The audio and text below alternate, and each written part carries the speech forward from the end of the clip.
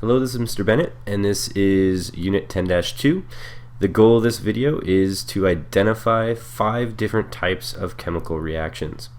So let's go ahead and get started. The first chemical reaction that we need to be able to identify basically has an element that is by itself as a reactant, and then you have a different element that is by itself as a product.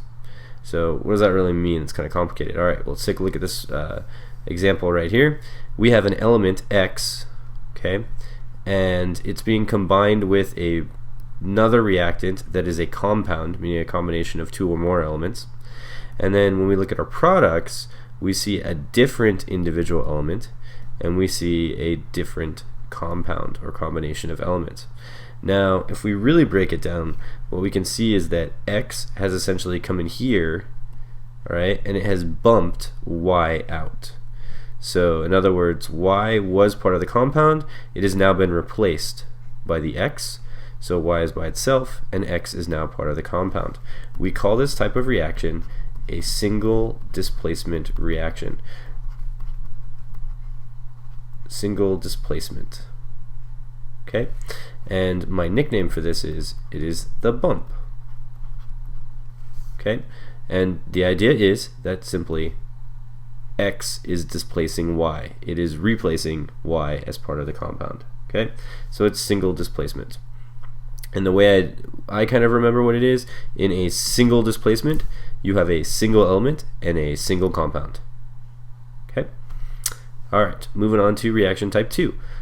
In reaction type 2, you have 2 compounds that turn into 2 different compounds. Okay? Again, if we step back for a second to the previous one, remember in a single displacement reaction, you had a single compound. Here you have 2 compounds. Now, this is my clue that this will probably be a double, hence you have 2 compounds. And then when we look at what's really happening down here, we see that W on both sides of the reaction, right, whether it's reactant or product, it's part of the first compound, and then Y is part of a second compound on both sides, right?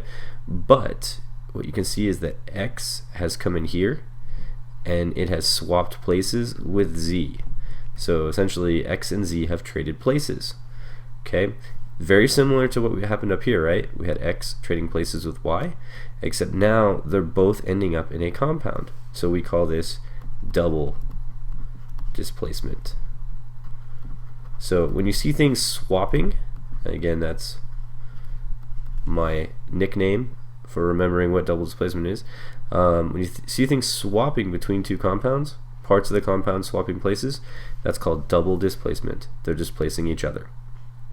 Okay, third reaction type, really easy to see. What you'll see is that you only have one product, okay, and it's being made from many things. So the way I think of it is that you're combining a bunch of smaller things into something bigger, and we call this synthesis.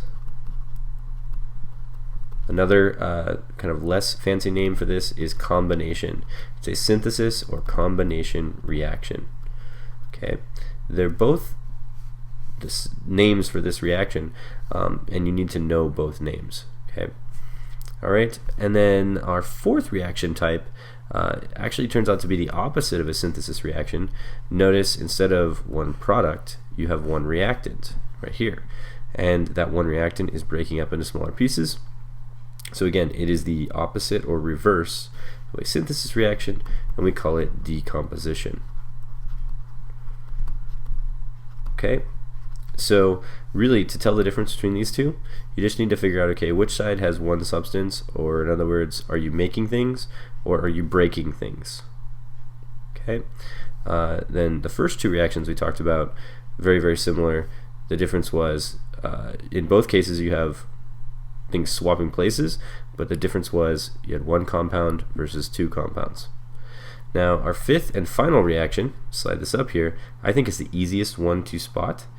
And that's because you will always see that it has carbon dioxide and water as products. So in our example down here, we have substance X plus substance Y, but the final product is carbon dioxide and water. If that is the case, we call this a combustion reaction. Now, if you continue to learn about combustion reactions, you'll find out that there's a lot more chemistry behind this.